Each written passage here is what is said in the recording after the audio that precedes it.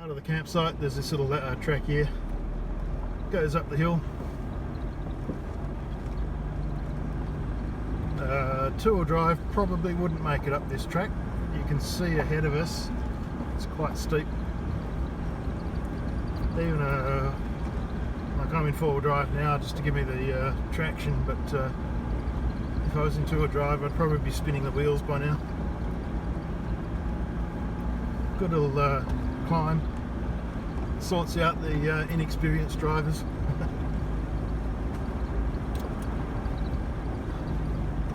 And once again, it's probably going to be rutted, and you just need to take it easy on the way up the hill. Ooh, that looks pretty bad today. We'll get a closer look as we go up.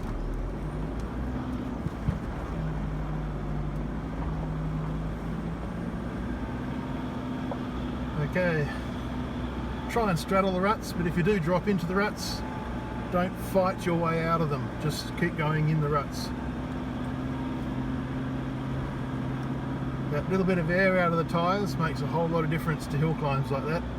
Gives you more rubber on the ground, more traction, and you shouldn't slide around.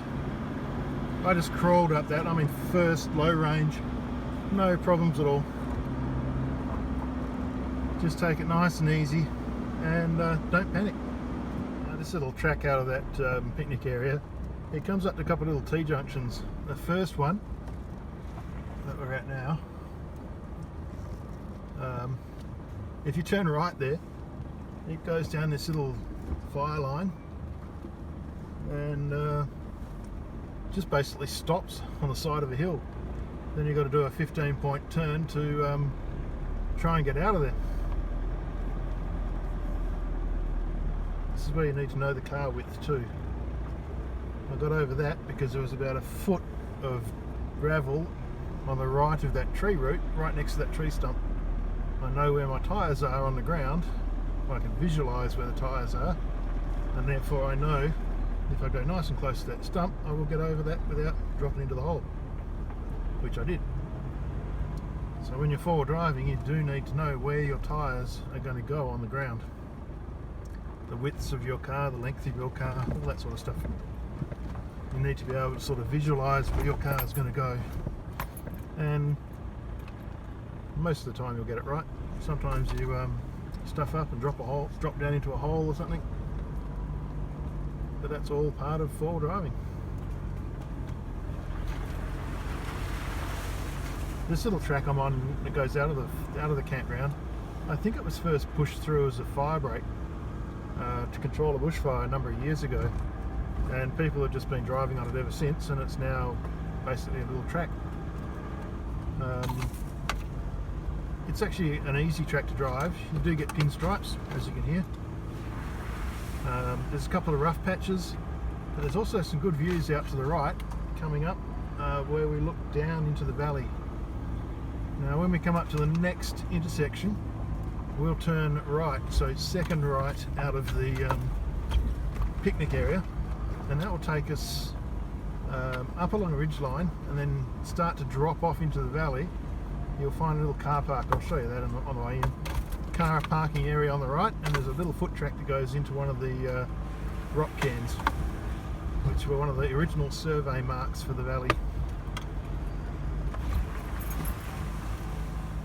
I believe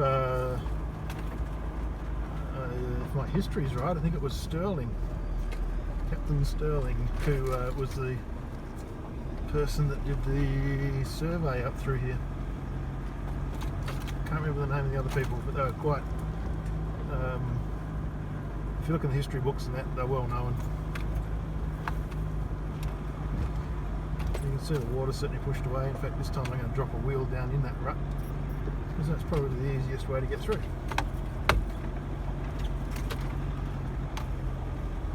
And then get to the left of that little tree root there.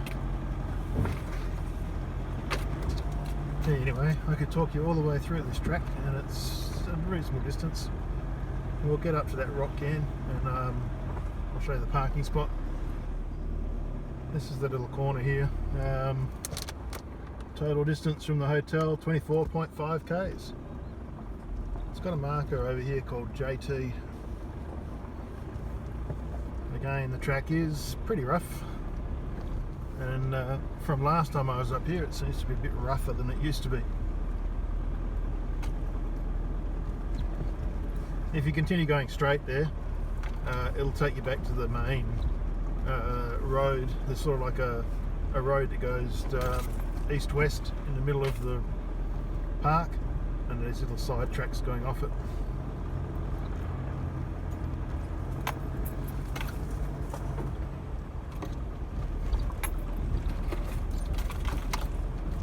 Now, if you've had enough of being bounced around and scratched, turn left here. It'll take you back to the main road, the centre line road I guess you call it. But we're going to turn right here and go out to the rock can, the lookout. Once again, JT there. It's part of the walk trail. I think this bit from memory is a little bit wider, but yep. Anyway, and this is a no through road, so when you come down this track, whatever you go over going on the way in, you're going to have to go over on the way out.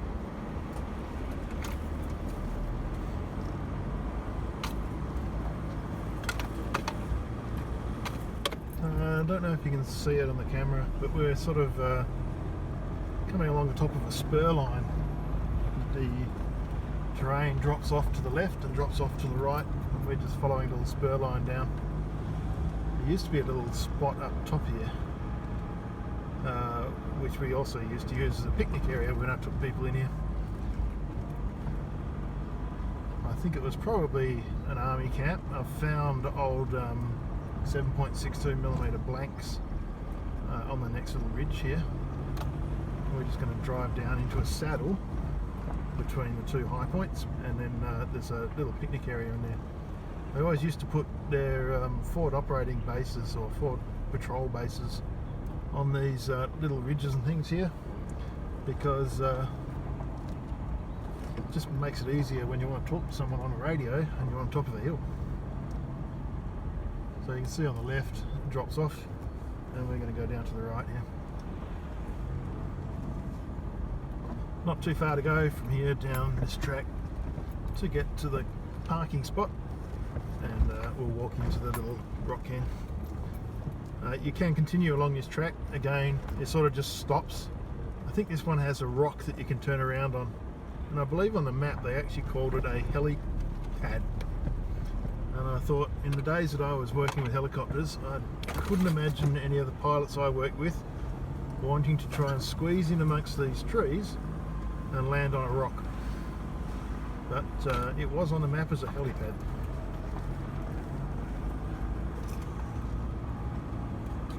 Now this is the little car park I was talking about. The road actually goes straight ahead and it goes to the right. If you chuck a little right one in here, it's probably easier to get into this little parking spot. Just down in there. For those people and children that have internet separation anxiety, you do get mobile cover in here. You can see on the right here there's a little sort of a parking area. It's on the side of the hill, so hope your handbrakes work, otherwise you'll be picking a car up in the Avalon River. The foot track is just down to our left a little bit, and my handbrake's just holding.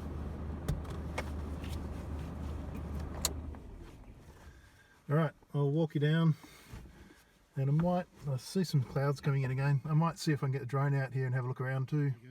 The tracks that come in. I think they made that second track because that tree fell over further up the road. Whoa, going down that way. The track continues, and sort of up here you can see there's an open area where you can just park your car.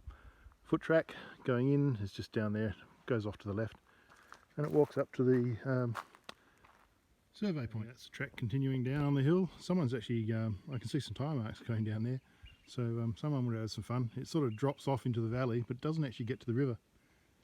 That's the little peg you're looking for, with the Survey Heritage Trail sign on it. Little track sort of weaves off down through the forest, and that's the track going back up to the car park, which is only about probably 40 metres up the track. So we'll wander in here. I don't know if you can see these.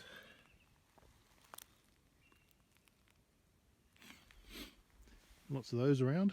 There's buttercups that are out, and I did see a couple of donkey orchids around. Anyway, not as much wildlife yet and wildflowers yet. Certainly the bushes are striking out, but the little flowers and that haven't started to come out yet. There's actually a couple of little pink everlastings in that patch of rocks there. Some sundews there.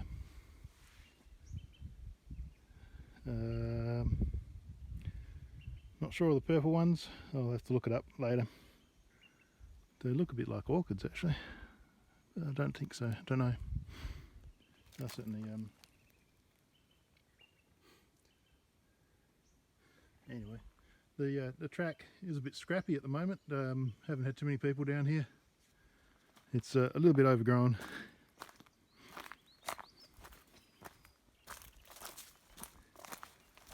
So you do have to push your way through the bush a little bit.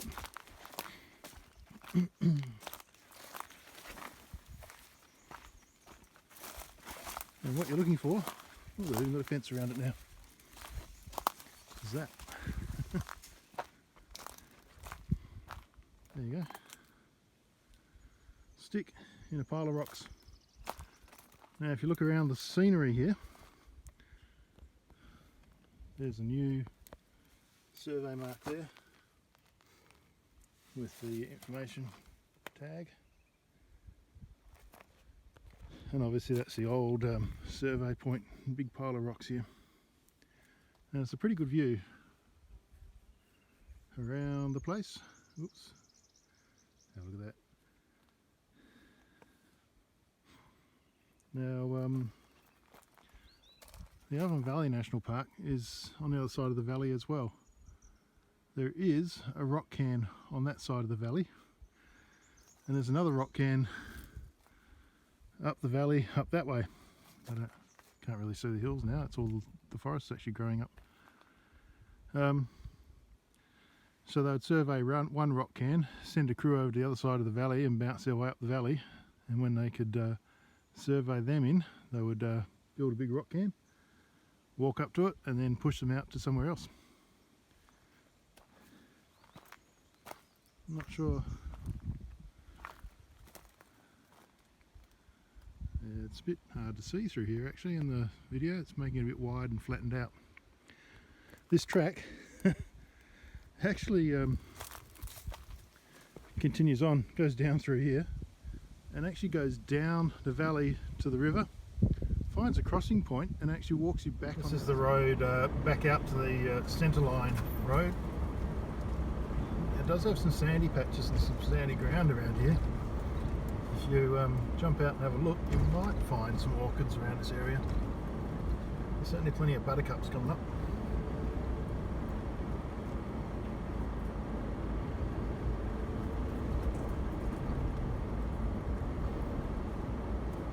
Nothing standing out yet. Mind you, I am driving at what, 10 k's an hour, so trying to find an orchid in the bush at 10 k's an hour in a car. Yeah, it's pretty good.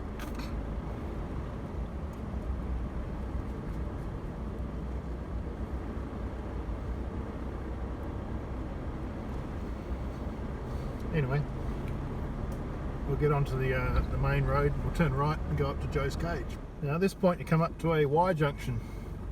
If you turn left, you'll head out. From memory, I think it goes out to a fence line, then up onto Plunkett Road. If you turn right, you go along here a little bit to Joe's Cage, and then if you keep going, you'll come up to like a turnaround that has a big gate. If the gate's open, you can go down into Sapper's Camp, which is a crossing on the Avon River. We'll go up to Joe's Cage. I'll drive up to the end, but I don't think the gate will be open. As you can see, there's some good water holes here too. They're probably shallow, but drive around them.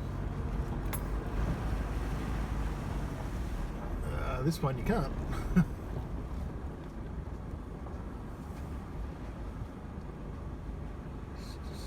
That's alright.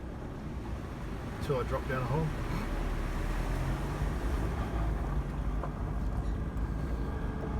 There's a few along here. It's been a wet winter. This one's got some rocks on the way in. Now with these, if you know the height of your diff, no problems. If you don't know the height of your diff, it's better to drive a tyre over the top of one of those rocks than it is to drive your diff over the top of a rock. Because if you destroy a tyre, it's only a couple $100. If you destroy a diff and the drive shaft's coming out of the diff, that's a couple of $1,000 or more. So it's better to drive a tyre over a rock rather than trying to straddle it with a diff, if you don't know the height of your diff. Now somewhere just up here, it's a very indistinct sort of car parking area and a track off to the right that we walk down. But we'll find it. I think this is it here. It is. There really isn't anywhere to park, is it? That's the track we walk down there. I might actually park in there a bit. Don't think anyone's going to come in. Better not.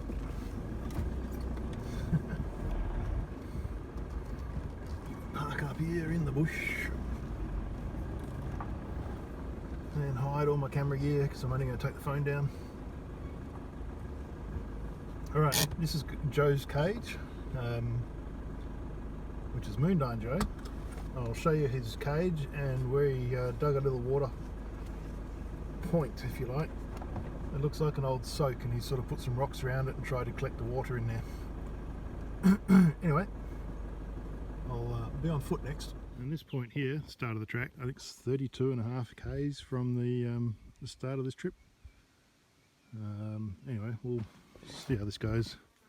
Last time I was here again, the track wasn't too bad. It was starting to get overgrown, but we'll see what it's like at the moment.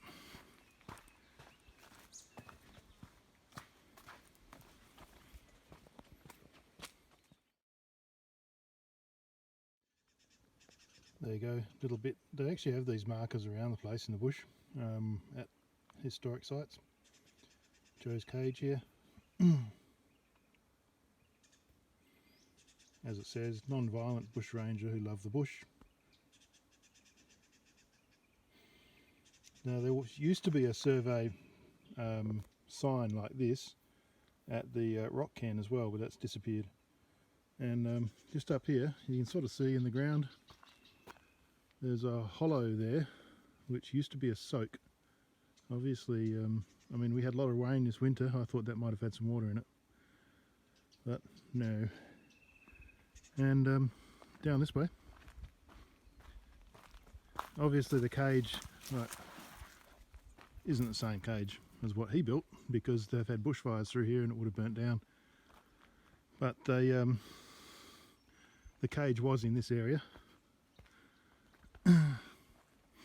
You can sort of see, in fact, it looks like that tree there, I'll go up to it,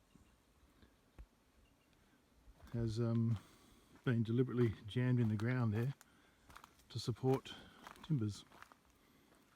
It's got white ants down the bottom, but you can sort of see it's opened up and been chiselled out a bit. Fence line coming back here. But this is the area his cage was in. It's all overgrown now, and this original cage probably burnt down a long time ago. They've rebuilt it a couple of times and it's burnt down, but they just put it here to show people this is the spot and what it would have looked like roughly. Last time I was here the track did continue on a bit. It actually went like through the bush straight through that way and came out, and you had a really good view down the valley, but it seems to have all overgrown. That was probably it there. You can sort of see a track going up through the through the forest through there. I'm not going to do that. There is a geocache here as well. So if you're into geocaching, I know where it is, but I'm not going to tell you. You use a map and a compass, or just the compass. Wander off, find your little geocache. There's a box with some toys and trinkets and things in there, and you put one in there and write in a little book saying who you were and whatever your geocache name was and when you arrived. They're all over the place. Good little game. Gets people out. Certainly you'd have to walk in here. It's not far, probably, I don't know, 100 to 150 metres from the car. But in the middle of nowhere. So he used to bring his animals up here. The ones that he sort of stole and put them in the cage. For some reason the animals used to get out of his little cage and wander off back to where they came from, and then he'd go around and pick them up again. It says captured wild horses and cattle, but back in those days we didn't have wild horses running around the forest. The cattle, I mean, if they escaped a farm or something, yeah, you could wrangle them and put them in here. But there wouldn't have been any wild horses around.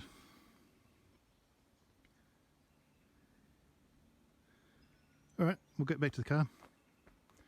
Back down that little track down through there. And I'll go to the end of the track and show you the track going down. I might see if I can launch a drone there. Obviously the forest here is a little bit thick to fly a drone. If it got lost and came back, it'd smash into all these trees, so it's not worth it. I did hear some black cockatoos at the last stop, but there's nothing out here. Alright, I'll get back into the car. Can't remember what distance I gave you. Joe's cage from the start of the trip is 32.7 kilometres. Only a couple hundred metres from Joe's cage down the track, you'll see this big steel gate. And a turnaround. That actually goes down into Sapper's camp, and it also goes along further. It goes up onto a hill. I'll show it to you if I can. It goes down the valley, and they've blocked it all off, obviously permanently by the looks of it now.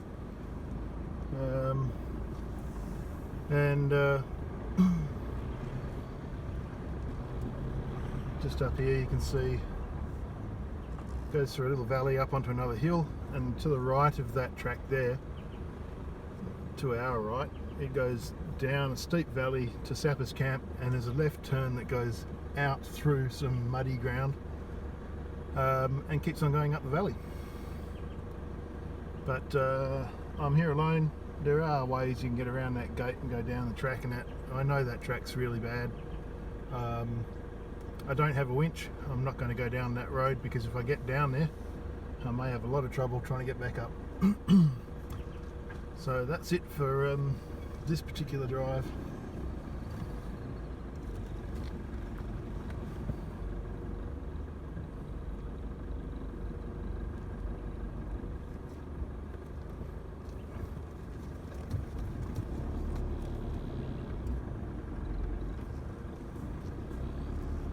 I think one of the walk tracks actually continues down along those tracks. If you wanted to walk and didn't want to get your feet wet in summertime, just walk down through to Sapper's camp. There is a concrete crossing down there. That'll take you across to the other side to I'm not sure if it's still Walyunga National Park over there or Avon Valley. There's a couple of paid campsites on the other side. Anyway, we'll take this road back to Plunkett Mill, and just beyond Plunkett Mill I'll turn left and go out to the main road. When I get to the bridge crossing at the very start, I'll give you the total distance.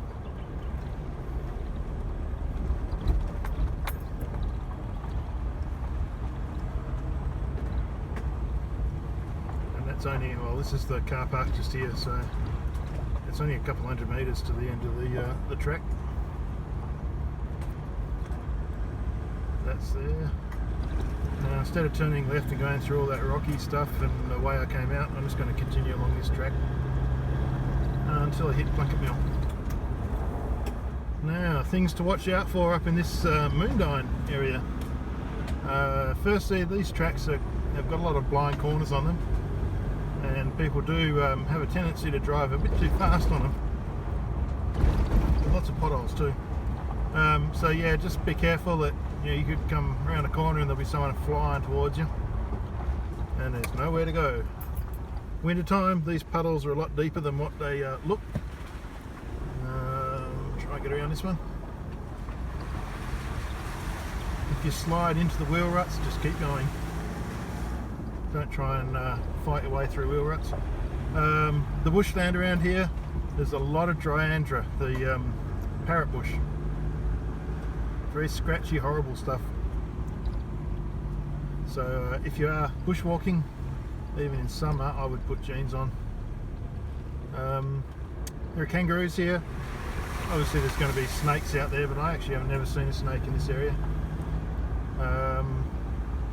And there are ticks in this area, which are probably worse than snakes. Little sneaky little suckers that cling onto you, bury their nose into you and start sucking your blood and giving you all sorts of parasites and whatever else, so they're not very nice. They are in this area as well. Other than that, it is a really nice area to drive through. A little bit bumpy at the moment. This track certainly could do with a bit of a bulldozer or a grader going through it.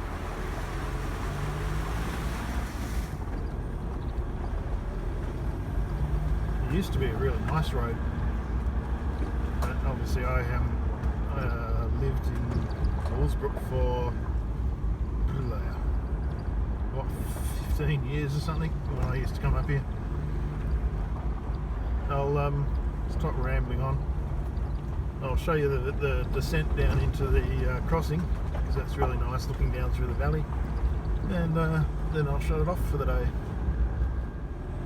Alright, at Plunkett Mill, just beyond Plunkett Mill, we turned left and we came out onto here, which is on the main road. We'll turn right on the main road and head back down into Bullsbrook. Nice little drive. Just be careful of oncoming traffic along this road. There are quite a few tight corners and blind bends.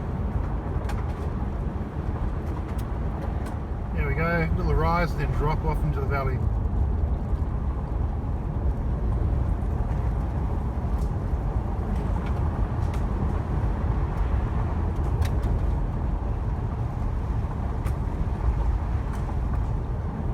I'm not sure if you're going to actually be able to see much, but I'll record it all the way down.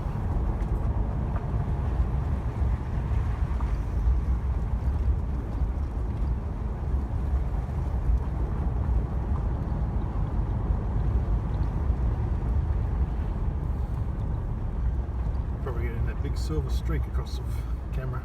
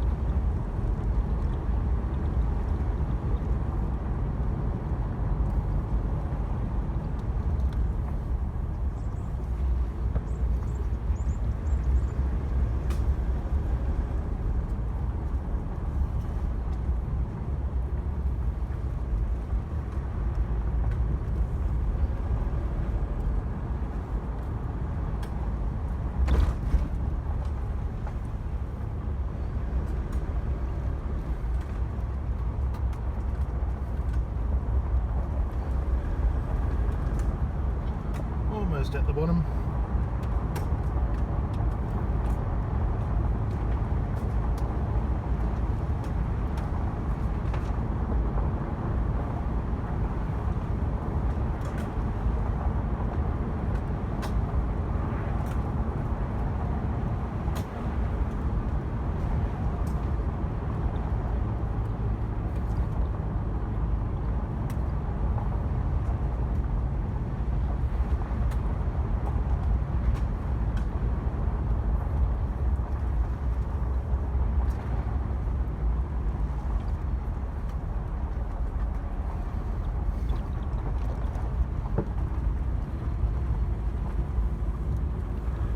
From the hotel, the round trip to here, 49.8 kilometres. And if you want to pump your tyres up, nice little spot just here on the left.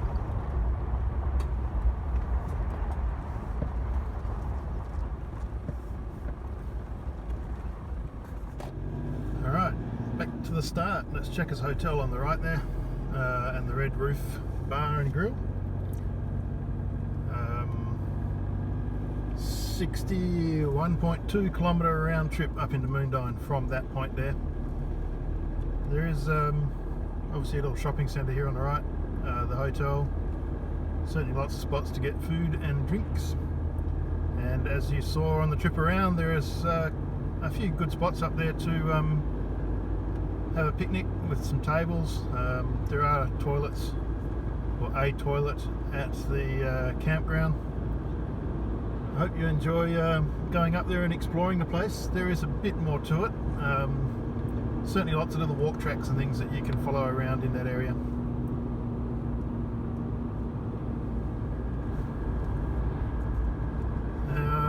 Next walk, oh, I don't know where I'm going to go.